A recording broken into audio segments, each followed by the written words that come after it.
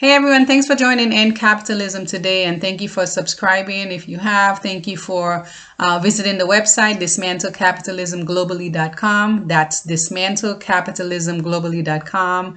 I hope that I am inspiring you to be part of a movement to see an end to capitalism that bringing some awareness to the system of capitalism. I know that, with the pandemic and all, we've all been more open to what is really happening. And I feel like we need to grow on that awareness. We need to do some things to change some things in this world. We definitely need some change.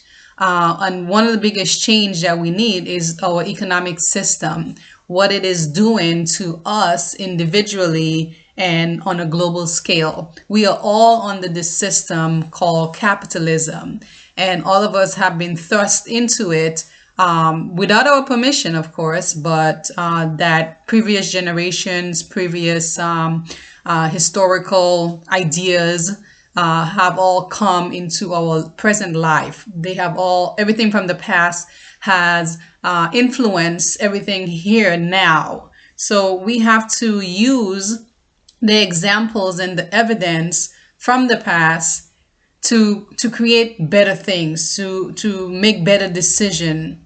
So, I hope that you are that person who is paying attention to what is happening in the world from a capitalistic standpoint. It's just so much that it supports, from military to poverty to human trafficking. There are just so many components of capitalism. And we think that it is just about, some people think that it is just about work and going to work and having a 9 to 5.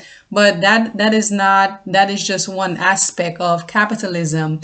Capitalism has many branches that it favors, or it influences.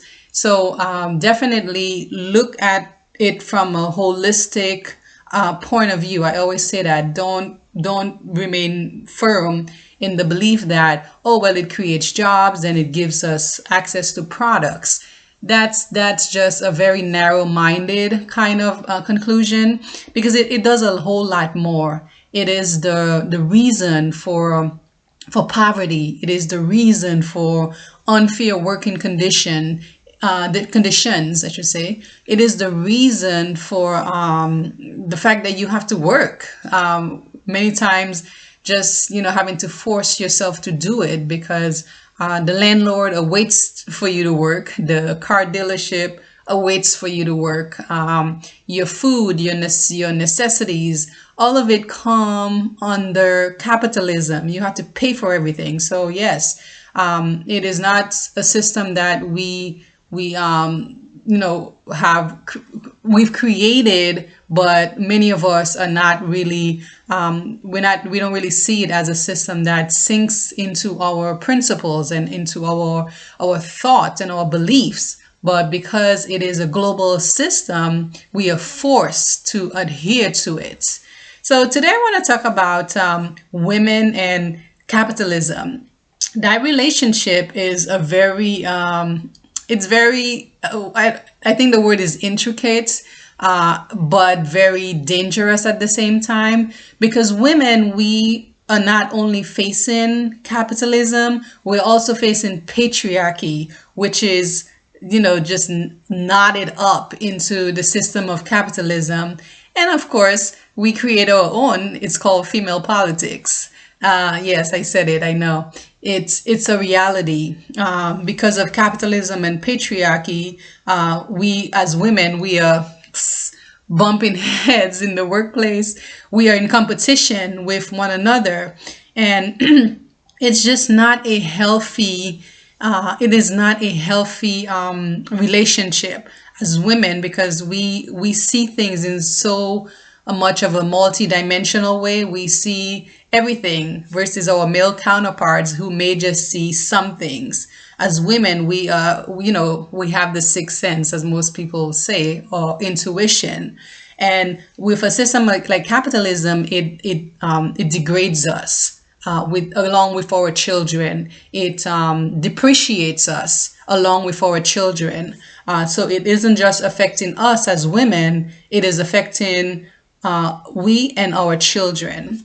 So it is not a system that is our friend, and we should never look at it as that. Now I know that there are a lot of rich women, there are a lot of women who are leaders, but that does not stop the system from operating in its harsh, nasty, violent way. That's great that a few women are able to climb the ladder. It is definitely worth acknowledging, but it cannot be the final say just because women got to corporate leadership or non-for-profit leadership, and that they earned money selling their favorite recipe, or their knickknacks, whatever. We're creative women, so we'll figure it out. But overall, is what I'm saying. It is not a system that is healthy for families. It is not a system that is considerate of the families that we bring into this world and the families that we have to take care of. There's always that harsh sacrifices that women have to make under the system of capitalism. And I feel like that is more reasons for us to, as women, to come together, to collaborate, to really shed more light on what is happening under capitalism versus celebrating it or adhering to it or believing that it is a workable system.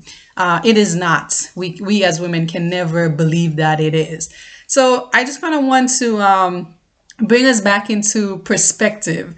Like I said, there are women who think that capitalism is a good system and that capitalism is a workable system. And I just kind of want to put things into perspective today. And to do that, I want to rely on two women, Mother Teresa and Clara Hale, both of whom have died, but their legacies are very impactful, and they kind of remind us of what we should be doing as women. That we should be helping other women and their children, that we should do our part to make sure that women are not in fragile positions because of capitalism, that women are not in situations where they're struggling because they're going to fall prey, prey, to the venture capitalist who is very harsh, who's probably very patriarchal, and the woman's world is going to crumble under that mindset. It crumbles. You hear about the stories of human trafficking, prostitution. All of that includes more women in those scenarios. So I want to talk about Mother Teresa. She doesn't need a whole lot of background information. She was very popular, very famous for her work and what she did in countries like India. And recently I was reading about her, and I thought, okay, let me just bring her into this conversation because Mother Teresa is one of those people where if I had a wish, or if I could grant a wish, I would want to have a conversation with her. She was just very humble and altruistic, and just willing to help people in the most fragile situation, as of her legacy, throughout the world where she traveled and what she did. So I really always respectful of her legacy and of her work, because I feel like it takes a different kind of person to want to do the work that Mother Teresa did. It takes a whole mindset, a whole new mindset, one that takes you away from the traditional daily living and takes you into another way of life, one where you are in complete service to others and you dedicate your whole life to doing that. I think it is like just a whole new person, a whole new way of thinking that brings the person into that world. And she definitely is the perfect example of how you don't have to always be in the setting of money, that you don't always have to be in the crowd of always thinking of making money and competition and backstabbing, everything that's done in the traditional workplace. But that you can find another direction, and that direction can be about activism. It could be about service and just being very selfless in the way that Mother Teresa was. She was selfless to others. She was sympathetic, I should say, and expressing empathy, because the situation in countries like India, where she spent most of her time, or her later part of her legacy, there is a need because poverty is so rampant right in that country. So she's definitely someone that we as women should look to, should look at in terms of the work that she did, her selfless actions to help better the lives of women and children on a global scale. And of course, she came across the males too. So just the whole family, the family unit. When one is hurting, if it's the mother or the child, then the whole unit will crumble. There will be problems upon problems. So as women, we always have to be aware of the environment that we are part of, specifically our families. Okay. The other person I want to talk about is Clara Hale. Clara Hale has not really gotten a lot of attention in the way that Mother Teresa has, but she's done the same work as Mother Teresa, but here in the U.S., in New York. That's where she had I guess it was like a daycare. It started off as a daycare, and it got bigger and bigger because the children that were coming to her, the number was increasing. Now they were like orphaned children. They were children with HIV/AIDS, and of course, Clara Hale was helping other mothers who could not take care of their children. Some of the children were abandoned also, and Clara Hill became a hero, in the 70s, 80s, because she was doing this. She marketed the idea of a private home daycare, private home setting for children versus a traditional group home or foster home where the child would go to family. So she was taking in these kids coming from the worst situations in life, and just loving them and caring for them as though she was their mother. And I want to read a quote by her.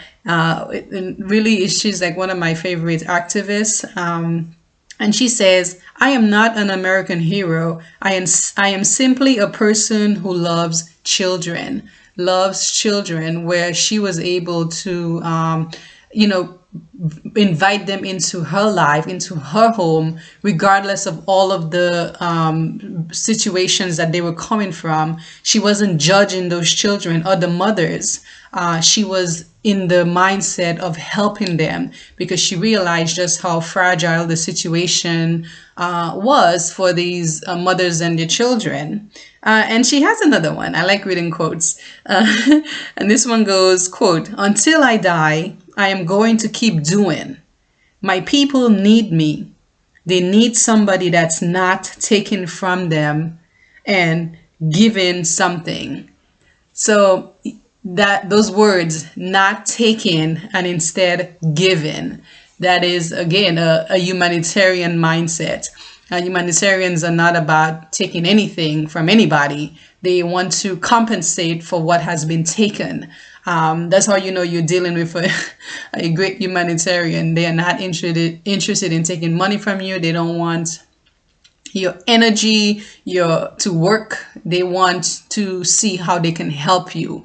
That's the whole theme of Mother Teresa and Clara Hale, is that they wanted to create a heaven for those who were experiencing hell. They wanted to make things better for those who were not experiencing betterment. So, those two women are great examples, great role models for us as women in our current 21st century world, that we will, I hope we will continue to read into their works to carry on those legacies, carrying on that humanitarian spirit, because women and children are in a very, very fragile type of world under capitalism. It is not a world that is, in place to uplift the mother and the child. It is as harsh and mean to the mother and child as it is to the father.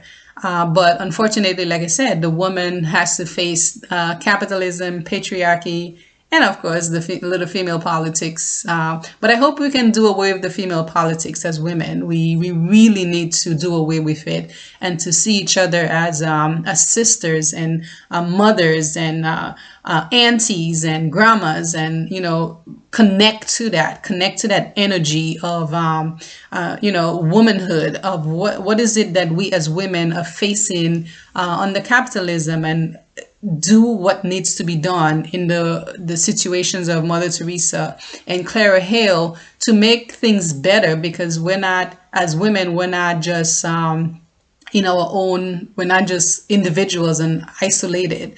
We are attached to a family. And of course, as women, we want to nurture everything. We like nurturing things. So let's just keep that momentum of nurturing, of helping, of servicing to other women and their children. Thank you for watching. Thank you for subscribing, and thank you for visiting the website. I hope to have you again at a later time.